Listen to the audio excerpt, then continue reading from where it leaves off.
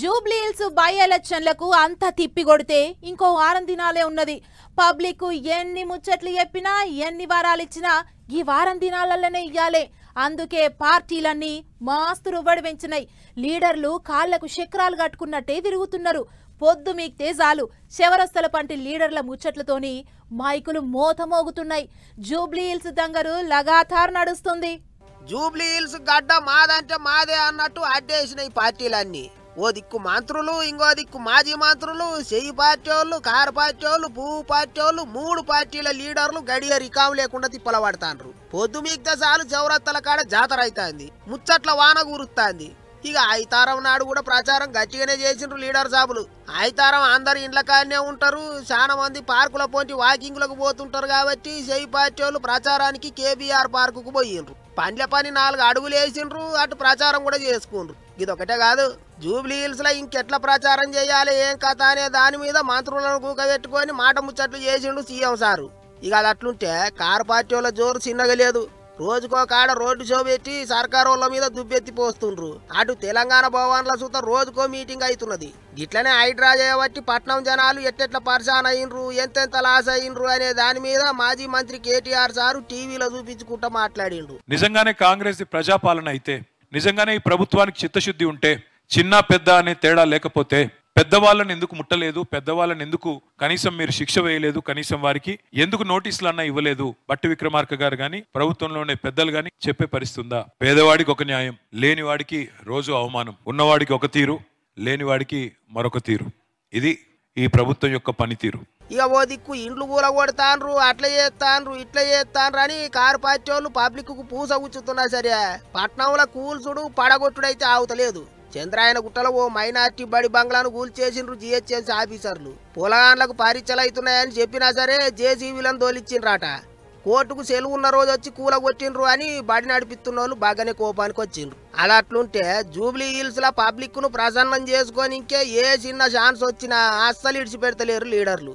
ఇండ్లకు పోతుండ్రు, ముచ్చట్లు చెప్తుండ్రు, ఎవరన్నా నారాజైతే చల్లగా చేస్తుండ్రు.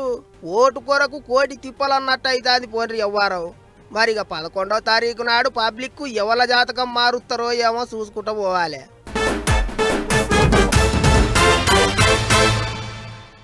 రాజకీయానికి మందుకు ఏదో వెనకటి సుట్టరికం ఉన్నట్టున్నది కదా అనుకుంటారు ఇప్పుడు చాలా మంది. ఏంటికంటే మందు సీసాల కేసు చెయ్యబట్టే లీడర్లంతా ఆగమైతుండ్రు. ఏపీలనైతే ఫ్యాన్ పార్టీలను ఓగ కేసు కాకపోతే ఇంకో కేసు ఎంటాడుతుంది. ఇదివరకే లిక్కర్ స్కామ్ లో కొంతమంది లీడర్లు అరెస్ట్ అయిండ్రు. ఇక ఇప్పుడు కల్తీ మందు కేసులా మాజీ మంత్రి అరెస్ట్ అయిండు. చూడుండ్రి ఏం నడిచిందో. ఎంత ఏడ్చినా అత్తగారింటికి అయితే ఓక తప్పలేదు అన్నట్టు ఎంత జోలి చెప్పినా ఎన్ని తీర్ల ప్రమాణాలు చేసినా ఆఖరికి మాజీ మంత్రి జోగి రమేష్ సారును అరెస్ట్ ఏనే చేసిండ్రు ఆఫీసర్లు. కల్తీ మందు కేసులుగా నడమ అరెస్ట్ అయిన జనార్దన్ అనే మనిషి అంత జోగి సారే చేపించిండని చెప్పిండట. దీని మీదనే ఓ వీడియో కూడా బయటకు వచ్చింది. ఇక అప్పటి సంధి ఎవ్వారం జోగి సార్ చుట్టే తిరుగుతాంది. తాను తప్పే చేయలేదని, గా జనార్దన్ అనే మనిషి ఎవరిలో తెలియదని మొన్ననే ఇంటి వాళ్ళందరితో కలిసి దుర్గమ్మ సన్నిధికి పోయి చేతిలో దీపం వెలిగించుకొని మరీ ప్రమాణం చేసిండు. కానీ ఏం ఫాయిదా, ఏమన్నా ఉంటే కోర్టు సార్ల ముంగడే చెప్పుకో అన్నట్టు సిట్ ఆఫీసర్లు అరెస్ట్ చేసి తోలుకపోయిండ్రు. జోగి రమేష్ సార్ ఇంటికి ఆబకారి పోలీసు వాళ్ళు పొద్దుగాల 5ంటికే పోయిండ్రట. అన్ని తీర్ల అన్ని కాగితాల మీద దస్కతులు పెట్టించుకొని ఆఖరికి బండి ఎక్కిచ్చిండ్రు. అట్టెట్ట చేస్తారు ఆటు పూటానికి జరసేపు లొల్లు అయింది. కానీ పోలీసు వాళ్ళు గట్టిగా అనుకొని పోయిండ్రు కాబట్టి ఎవరైతే గాయ చేసినా లోపటేనే వేసిండ్రు. సెల్ ఫోను, ల్యాప్టాప్ అన్ని గుంజుకున్నారట. ఇంకో దిక్కు ఇటు రమేష్ సారును అరెస్టు చేసిండ్రో లేదో అటు పక్క పార్టీ లీడర్లంతా బయటకు వచ్చిండ్రు. ఉత్త పుణ్యానికే లేనిపోని కేసులన్నీ ఇరికిస్తాండ్రు, ఎంత అన్యాలమమ్మ అన్నట్టు కోపానికి వచ్చిండ్రు. మాజీ ముఖ్యమంత్రి జగన్ సార్ కూడా ఇంటర్నెట్ గుట్లే పెద్ద కామెంట్ రాసిండు. చూస్తుంటే రేపు సైకిల్ పార్టీ వాళ్ళకు పంక పార్టీ వాళ్ళకు నడమ పంచాది గట్టిగానే అయ్యేటట్టున్నది. మరిగా ఏమవుతుందో ఎంత దాకపోతుందో. కానీ మందు సీసాల కేసులు చేయంగానైతే మస్తు పరిశాన్ అవుతుండ్రు ఏపీలో ఎగస్ పార్టీ లీడర్లు అనుకుంటారు ఇప్పుడు అందరూ. మొగోళ్ళే కాదు ఆడోళ్ళు కూడా క్రికెట్ ఆటలా దుమ్ము రేపుతుండ్రు. మన దేశం తరపున ఆడేటోళ్ళు బ్యాటింగులనైనా బౌలింగులనైనా తోపులం అనిపించుకుంటుండ్రు. మొగోళ్లకు ధీటుగా పరుగులు తీస్తుండ్రు. దునియా కప్పు కోసం అక్కడ అక్కలు తిప్పల పడితే ఇక్కడ క్రికెట్ ఆటలా గీ అక్క తిప్పలు పడుతుంది.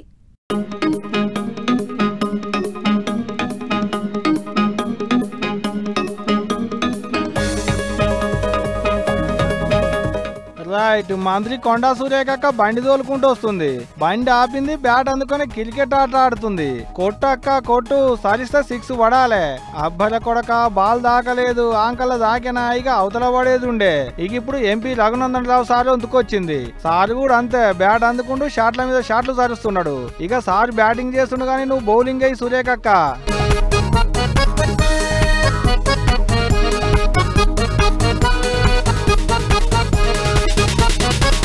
గిట్ట మంత్రి మేడం బౌలింగ్ చేసుడు, ఎమ్మెల్యే సార్ బ్యాటింగ్ చేసుడు. మెదక్ జిల్లా నర్సాపూర్ లో అర్బన్ పార్క్ ను సాల్వ్ చేసేటి కార్యం మీద పోయిన కాడ గిట్ట అక్కడ వాళ్ళతోని కలిసి క్రికెట్ ఆట ఆడారు మన లీడర్లు. రఘునందన్ రావు సార్ ఓ 6 కొట్టిండాట కూడా. ఇది 28 పార్కులో కట్టిన కాటేజీలు, రెస్టారెంట్లు, స్విమ్మింగ్ పూలు, తీరు షెట్లు, తీరొక్క తీరు అందాలు. గా అందాల నడుమ క్రికెట్ ఆట ఆడుకుంటా మన లీడర్ల సంబరమే చిన్నగా లేదు పో. పెండ్లికి మంచి మంచి సొమ్ములు చేయించుకుందామని కొంతమంది, పండుగకు బంగారు గాజులు కొందామని కొంతమంది ఎన్నెన్నో ఆశలు పెట్టుకుంటారు. కానీ పెరిగిన బంగారం ధరలు చెయ్యబట్టి చాలా మంది ఆశలు అడి ఆశలే అవుతున్నాయి. అందుకే పబ్లిక్ దిల్కు చేసేటందుకు బంగారం షాప్ ఓనర్లు ఇప్పుడు కొత్తిగిరం చేసిండ్రట. చూడండి అదేంటిదో. ఒక్క మాసం బంగారం కొందామన్నా 10-12 వేలు అంటారు. తులం బంగారం 1,50,000కు పోతున్నది. ఏం చేయాలరా దేవుడా అని మా అక్క చెల్లెళ్ళంతా పరిశాన్ అవుతుండ్రు. నచ్చిన సొమ్ములు కొనుక్కుందామంటే 40 తీర్ల ఆలోచనలు చేసే కథ అవుతుంది. ఇక గిందుకే కొంతమంది బంగారు దుక్కున పోళ్ళు ఇప్పుడు సొమ్ములు కిరాయికి ఇచ్చే గురించి చేస్తానరట. ఎట్లయితే పెండ్లి బరాతులకు, అవోటి ఫంక్షన్లకు పెద్ద ఖరీదైన కార్లు కిరాయికి తీసుకుపోతుంటారో బంగారం సొమ్ములు కూడా గట్లనే కిరాయికి ఇచ్చే గురించి చేస్తుండ్రట. మనకు నచ్చిన నగను ఒక్క రోజు నుంచి వారం దినాల దాకా కిరాయికి తీసుకోవచ్చట. మంచిగా సొమ్ములు వేసుకొని అందరికి చూపించొచ్చట. అయితే అసలే తులం బంగారం 1,50,000కు పోతున్నది. మరి గిసొంటి ఆలల్లా కిరాయికి తీసుకున్నట్టు చేసి బంగారం సొమ్ములు వేసుకొని అట్నుంచి అటే బీకితే ఏంది పరిస్థితి అనుకుంటారా? గంత అలక ఉండదు వ్యవహారం. బంగారం సొమ్ములు మన చేతికి ఇచ్చే కంటే ముందే షాపోళ్ళు అన్ని తీర్ల కార్వాయి చేసుకుంటారట. సొంతిల్లు ఉండాలన్నట, అన్ని ప్రూఫ్లు ఇవ్వాలన్నట, చెక్కులు కూడా ఇవ్వాలన్నట. అప్పుడు తీసుకునే సొమ్ములను బట్టి ఎన్ని రోజులు అనే దాన్ని బట్టి కిరాయి వసూలు చేస్తారట. టైం ఒడవంగానే మళ్ళా వాళ్ళ సొమ్ములు వాళ్ళకు వెనకకి ఇచ్చేయాలి. హైదరాబాద్లో కూడా కొన్ని బంగారం షాపులు ఇటువంటి ఆఫర్ పెట్టినాయట. ఏమైనా బంగారం సొమ్ములు కిరాయికి ఇచ్చుడు బయలే ఉన్నది పోయిన అనుకుంటారు ఇప్పుడు అందరూ. బండి మీద పోయేటప్పుడు చాలా జాగ్రత్తగా ఉండాలబ్బా. మనం జాగ్రత్త ఎంబడి వచ్చినా ఎదురుగుండొచ్చేటోళ్ళు రారు కాబట్టి చాలా పైలంగా పోవాలి. చాలా మంది నాకేమైతుందిలే అన్నట్టు నెత్తులకు హెల్మెట్ కూడా పెట్టుకోకుండానే బండ్లేసుకొని పోతుంటారు. అట్లా చాలా మందికి టక్కరయ్యి పానాలు పోగొట్టుకున్నోళ్ళు సుతున్నారు. మరి ఈ అన్నకు హెల్మెట్ కొనడానికి పైసలు లేవో లేకుంటే పోలీసులు ఫైన్లు కొడతారనే భయమో తెలియదు గాని గీ ఉపాయం చేసిండు. బండ్ల మీద పోయేటప్పుడు నెత్తులకు హెల్మెట్లు పెట్టుకుంటారు కానీ ముగుడు పెట్టుకుంటేందుకు కాకా అని చూస్తురా. హెల్మెట్ కొనుక్కునేందుకు పైసలు లేవో, నెత్తికి హెల్మెట్ లేకుంటే పోలీస్ అన్నలు ఫోటోల గురించి ఫైన్లు కట్టమని సెల్ ఫోన్లకు మెసేజ్లు పంపిస్తాడు అనుకున్నాడో ఏమో తెలియదు గాని హెల్మెట్ కు బదులు ఇంటికాంచి వస్తో ఓ ముకుడు చిప్ప తెచ్చుకుండు అన్నట్టు. బెంగళూరులో బండి మీద పోయేటి ఓకన్నా చేసిన ఇగడం ఇది. అయితే బండ్ల మీద ఇద్దరు పోతే ఇద్దరికిద్దరు హెల్మెట్లు పెట్టుకోవాలనేది రూల్ ఉంది బెంగళూరులో. ముంగట కూర్చొని బండి తోలేటానికి హెల్మెట్ ఉండి వెనక మరల కూర్చున్న ఆయనకు హెల్మెట్ లేకున్నా ఫైన్లు వేస్తారట.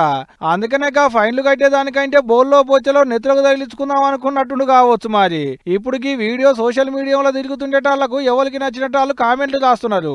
ISI ముద్దర్లున్న హెల్మెట్లు పెట్టుకున్న వాళ్ళు కింద పడితేనే నెత్తులు కొబ్బరి చిప్పలు వగిలినట్టు వగులుతుండే. నువ్వు ముకుడు పెట్టుకుంటే అవుతుందా అన్న అనుకుంటా కొంతమంది కామెంట్లు రాస్తుంటే ఏదున్నా భలే ఇక మదిగల్లోడు ఉన్నాడు కాక అనుకుంటా ఇంతమంది కామెంట్లు రాయబట్టి. నెత్తికి హెల్మెట్ పెట్టుకుంటే శీతల అవుతుంది కావచ్చు కాకకు. ఏదన్నా కానీ ఇది కానీ మీకు వినోదం మాకు వార్త 2 దొరికినాయి అబ్బాకి అన్న చేయబట్టి.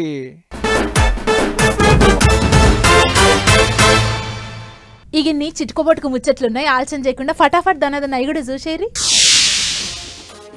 బీఆర్ రాష్ట్రంలో ఎలక్షన్ల హంగామా గట్టిగా నడుస్తుంది. ఇప్పుడు ఓ దిక్కు పువ్వు పార్టీ వాళ్ళ జట్టు, ఇంకో దిక్కు చెయ్యి పార్టీ వాళ్ళ జట్టు. ఇద్దరికిద్దరు తగ్గేదేలే అంటుర్రు. అందరేమో గాని చెయ్యి పార్టీ పెద్ద లీడర్ రాహుల్ సారు ఊర్ల పొంటి తిరుగుకుంటా బయలే ప్రచారం చేస్తుండు. ఆ చూడర్రే బెగుసరాయ్ అనే జిల్లాలో గంగపుత్రులతో చెరువుల చేపలు పడుతుంటే అక్కడికి పోయిండు సారు. వాళ్ళు గీట సార్ వచ్చిండని ఇక దాసార్ దా అని పిలిచేటాలకు దబిల్లిన పడవలకేంచి చెర్లకు దునికిండు. రాహుల్ సార్ వెనక వచ్చిన తత్తిమ లీడర్లు సుతా చెర్ల దునికిండ్రు. జరసేపు అందరితోని కలిసి ఈత కొట్టిండ్రు. అటెనక జాలరన్నలతోని కలిసి రాహుల్ సార్ కూడా చేపలు పట్టిండు. గంత పెద్ద లీడరు ఇంట్లో మనిషి లెక్క కలిసిపోయి చెర్ల ఈత కొట్టి చేపలు పట్టి అందరితో మంచిగా జోలి పెట్టేటాలకు మస్తు ఖుషి అయినరట పబ్లిక్. మరి ఇక ఎలక్షన్లలో ఏ పార్టీ కోటేస్తారో ఏమో చూడాలి. మన ఇస్రో శాస్త్రవేత్తలు మళ్ళీ గొప్ప కార్యం చేసిండ్రు. CMS-3 అనే ఉపగ్రహాన్ని రాకెట్ కు తగిలిచ్చి మొగుల మీదకి పంపించిండ్రు. ఐతారం పొద్దుమీకంగా 5 గంటల 26 నిమిషాలకు రాకెట్ గాలికి ఎగిరింది. నిప్పులు చిమ్ముకుంటా సరైన దిక్కు సరైన రువ్వడితోని బాగా ఇంచురికింది. అట్లయిగా ప్రయోగం సఫలమైందట. అందుకే అందరు చప్పట్లు కొట్టి సంబరాలు చేసుకుండ్రు. సముద్రంలో బందోబస్తు చేసే మన నేవీ కోసం ఈ ప్రయోగం చేసిండ్రట. మొగుల మీదకి పోయిన శాటిలైట్ తోని మన సముద్ర తీరం నుంచి 2000 కిలోమీటర్ల దాకా ఏమైతుంది ఏం కథ అనేది మొత్తం తెలుసుకోవచ్చట. సముద్రంలో ఉండే మన నేవీ జవాన్లు ఆఫీసర్లు భూమికి వార్తలు పంపించచ్చట. ఏమైనా మన ఇస్రో శాస్త్రవేత్తలు మళ్ళోసారి మనకు తిరుగులేదని నిరూపణ చేసిండ్రు.